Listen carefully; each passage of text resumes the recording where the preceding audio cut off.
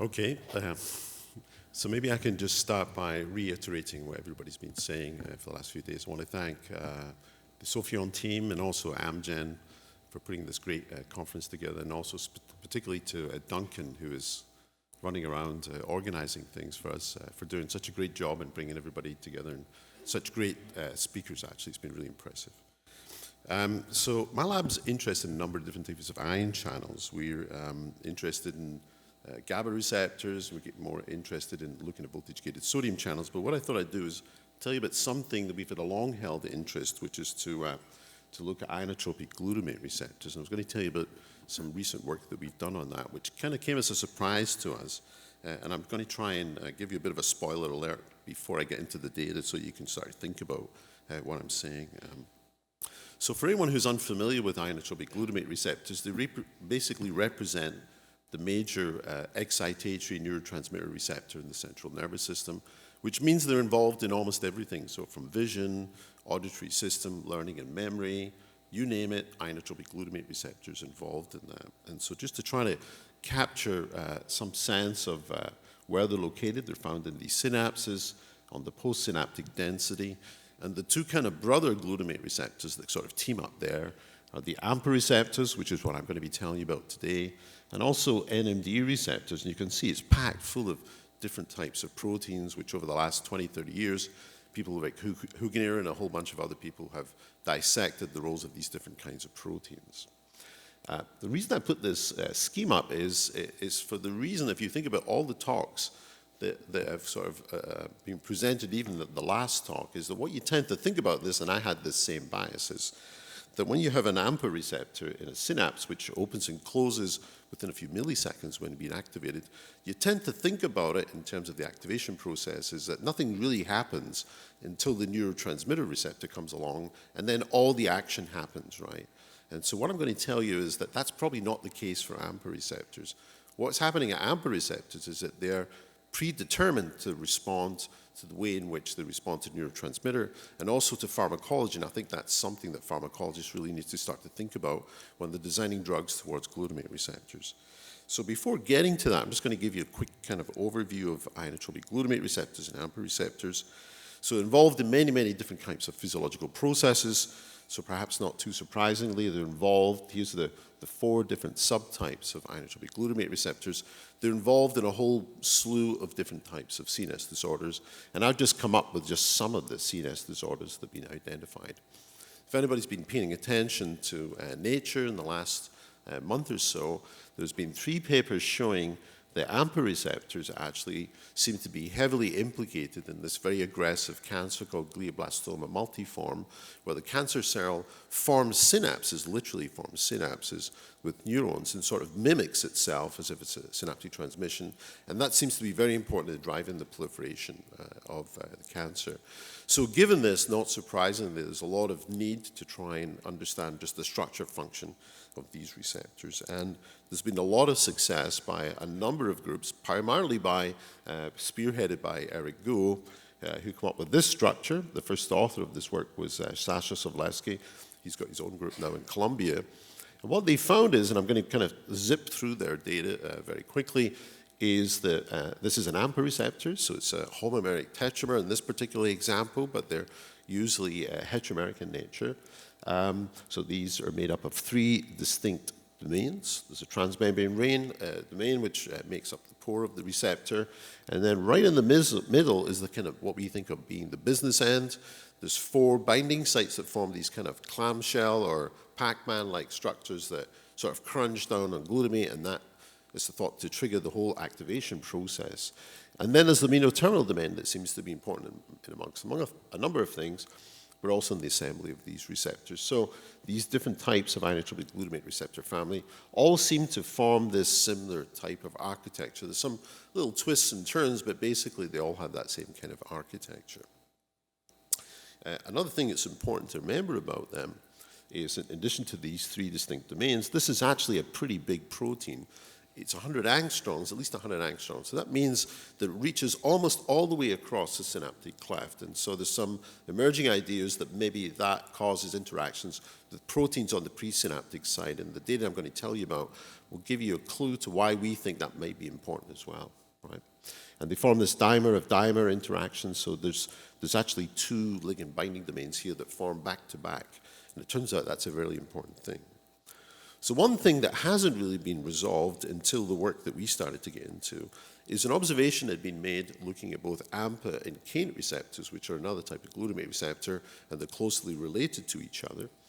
And this is sort of schematic of a little cartoon, is that when the cryo-EM structures, they found with the cryo-EM structures of AMPA and kainate receptors, and they looked at the amino-terminal, then they found that there was quite a bit of disparity in the structures of the amino-terminal. Nobody really understood what that really meant. It was static structures. All they knew is that they could define them into different types of sort of architectural anatomy, if you like, and nobody really had a good explanation to why that was. So it turns out we ended up getting ourselves involved in looking at this, but we didn't think we were looking at that at the time when we started the experiments. It started off in a very simple way, and it was a grad student in my lab who kind of followed up from some work that I had done some time ago, back in 2002. And what I noticed, it was very simple, kind of doing some biophysics of these AMPA receptors. And what we found is that when you look at the desensitization properties of these receptors, so just to orientate people in terms of the experiments, we're pulling outside-out patches and doing extremely rapid exchange of the agonist solution, so it mimics synaptic transmission. Get a rapid activation of these receptors, and if you change it with different types of halide ions, you can see you can change the amplitude of the response, and also you can change the time course of desensitization of these receptors.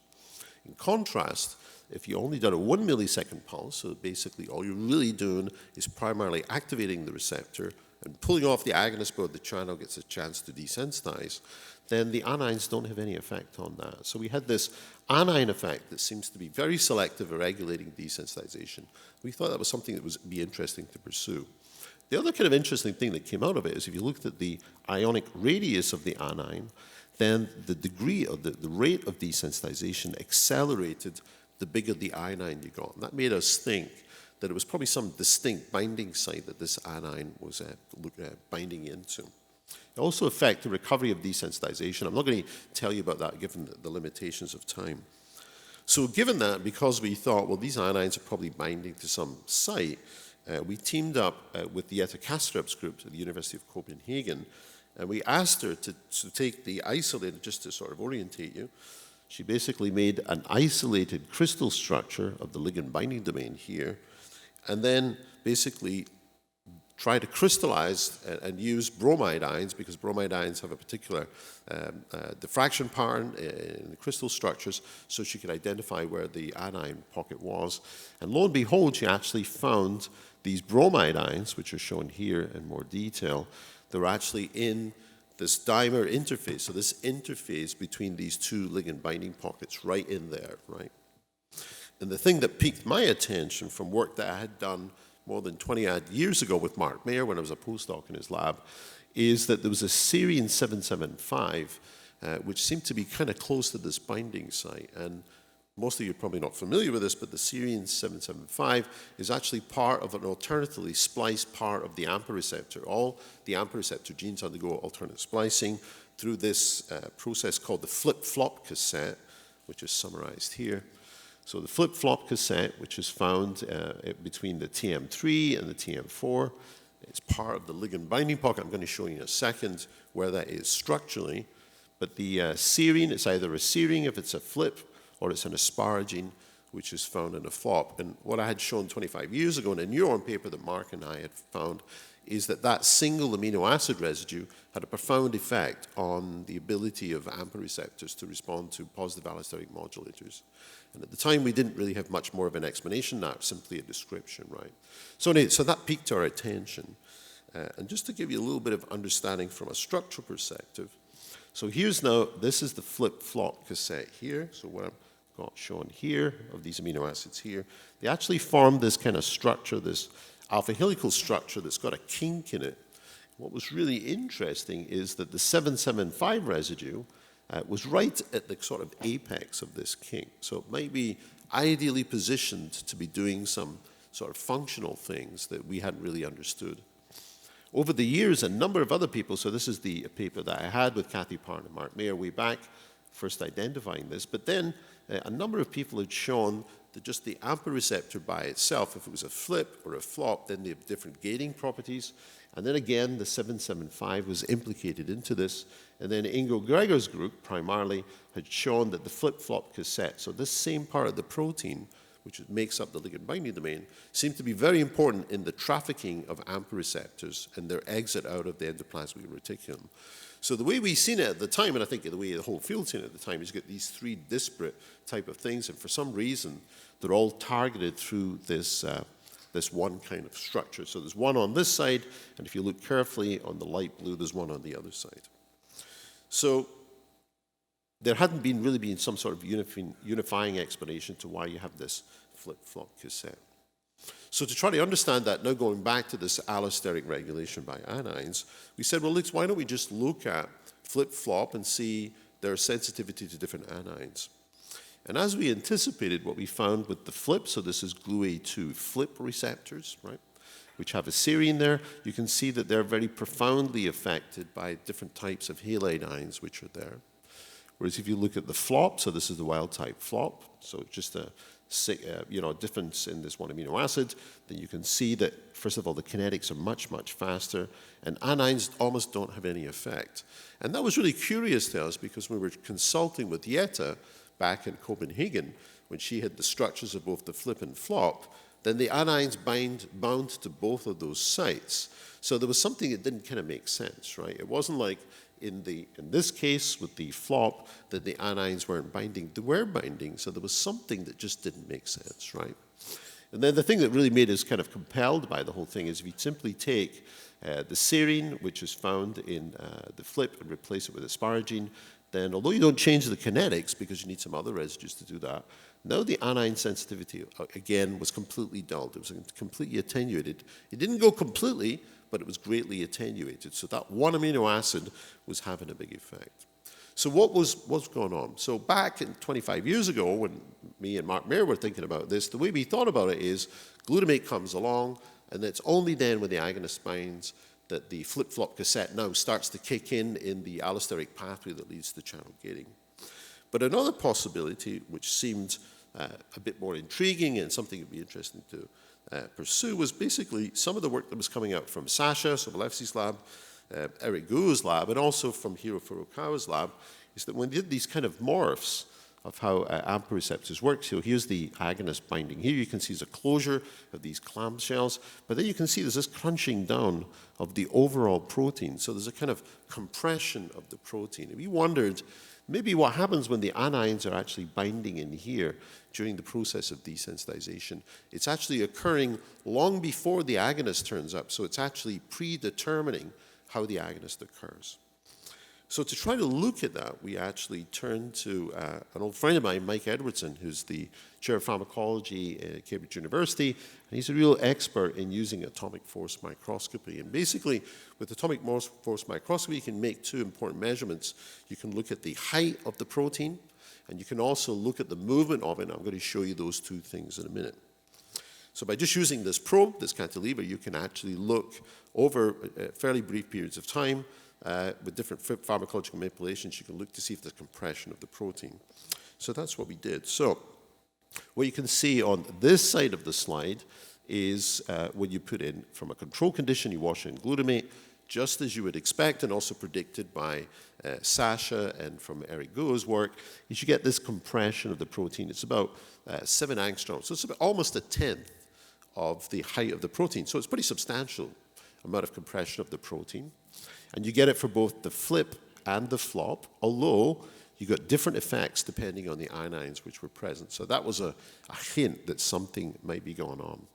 But the thing that really blew us away was that if you just simply took these single AMPA receptors in these layers, then you can actually get as much, even more so in some cases, as much as 10% of change compression in the height of the AMPA receptor without glutamate even being there, right? So, and then to convince us even further of that, it only happened with flip, but it didn't happen with FLOP. Remember, the FLOP was the AMPA receptor that wasn't very sensitive to anions. Likewise, if you took the flip, but then mutated it, so it would have that asparagine that you would have in the FLOP, then you no longer had this effect. So this one amino acid, which was part of this very important alternatively spliced protein, was actually dictating the response of this. And what was important is this was all predetermined, right? It was happening before the agonist came along. So what might be going on? So what we thought might be going on is because the anions bind to both the flip and flop, right? So it can't be because one version of the protein can bind anions and the other one can't. It must be something else. So we thought it might be due to just the intrinsic kind of nanoscale movement of the protein at rest, so the apostate, in other words. And so we looked at that again using AFM. So we're sort of probing the top of these dimer of dimers of the amino terminal. And I'm going to try and see if these things work. So you can see in the apostate, you're actually getting a fair bit of movement. And then when you put glutamate on, I hope you can see a lot more movement going on. You're able to kind of calculate that. You can look at the control over time, and you see the movement of presence of glutamate. Not too surprisingly, you get a lot of agitation of the protein which is going on. I won't have time to take you through all the movies, but just to give you a sense of what we found when we did that now to the flip and flop. So here in the flip, it kind of behaved itself, so you had this sort of intrinsic moving going on. We put glutamate on, there was much, much more flexibility in the protein. If you put a competitive antagonist, then you could completely kill all of that, suggesting that this was driven by the glutamate. But here's the thing that really kind of surprised us. When you did the flop, then the mobility of the protein was even much greater than what you get with the flip in the presence of the agonist. And then, interestingly, the variance in that actually reduced when you put glutamate on, and then you could kill it to some extent by polluting the antagonist. So what it meant is the apostates of the protein were actually fundamentally very different from each other. And that's something that's really surprised me, even though, of course, it's a possibility. It's just that we don't think about it in terms of synaptic transmission. And so just to re-emphasize that, so here's the flip again, here's the flop, and then the thing that really made it causal to us, if you make that single point mutation and then look at the mobility, you can see that now you've got this high mobility just by changing that one single amino acid in the flip to an asparagine, you now flip, if you can excuse the pun, into behaving like a flop. So we thought that what's going on is that all of these ligands can actually bind. It's just that they're binding to proteins which are moving around much more than the others. And so therefore it's harder or easy for the binding to occur. And that's why you get the functional consequence. So if I was to go back then and look at the stuff that Mark and I had done with Kathy Parton and then other people had looked at, been known that flip and flop have very different decay kinetics from each other, shown here. So we argued this is actually predetermined by the nature of the apostate. And likewise with the positive allosteric modulators, with cyclothiazide, has a different effect on flip and flop. And again, we think that's due to differences in this apostate. And so just two slides just to quickly finish. So we said if that's really true, then we should be able to then go to auxiliary proteins. So this is proteins which bind to AMPA receptor and change their properties. So there's a number of different types of auxiliary proteins. And if you do it with an AMPA receptor here, arg-stargazin, which is a TARP, or a cornition, you can see you can profoundly affect these proteins. And what we had shown in a previous neuron paper a couple of years ago is we identified the binding site where the TARPs actually attached to the AMPA receptor. And there's only just a few amino acids. So we argued that sort of reason to ourselves is that if these AMPA receptors are moving about at different rates, then the ability of the TARP to interact with the AMPA receptor will be perturbed. And so in the flip, you'll get this great regulation that you see here, but you won't get it in the flop. And that's exactly what we got. So here's the flip, showing here. If you put the flop, it's like there's no regulation whatsoever, even though we've tethered the TARP to that AMPA receptor. So it's the intrinsic movement of the protein before the glutamate comes along is determining that. When we do a single point mutation, again, to do that, you can get the same effect. So just in summary, what it really says to us is that unexpectedly, even to me, is in glutamatergic transmission, the makeup of the AMPA receptor is really predetermining how that synaptic response is going to behave. How it's going to behave in terms of its responsiveness to glutamate, its pharmacology as well. And I think that's something very interesting for the pharmacological industry to really think about when they're sort of chasing the activated state of the protein, when maybe they should be thinking about the nature of the apose state.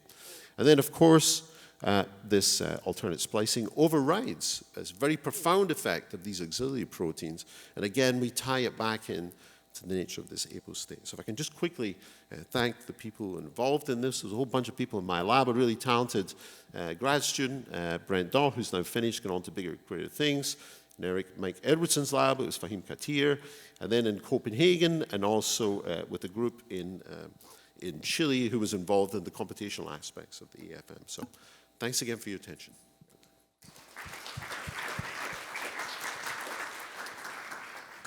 Thanks, Derek. Great talk. Questions from the floor? So let's go here, and then we'll go to Bruce, and then I'll save mine for after that. Please. Fascinating talk. Have you done experiments where when you replace, instead of doing the halide exchange, let's say you put in some sort of completely non-conducting, something that is a big anion. I mean, do these go away if you do that? Have you done experiments like that? Have we done that? Simple question. No, I don't think we haven't done that. But so I've only presented half of the paper that we published just recently. And in there, we actually look at heteromeric receptors and the effect of TARPs.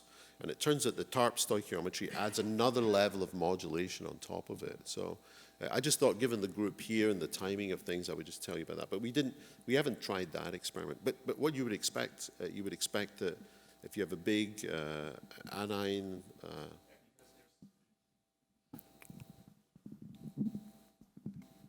Yeah, I mean, I'm kind of thinking that because it is such a, rather than having an halide, having chloride or fluoride, anything like that in there, I mean, you know, maybe you get a different effect when you look at these sweets. Yeah, I mean, there's a physical limitation of what can get in there. So my guess is at some point you just won't get any effect. But we haven't tried that, so maybe we should have a crack at it.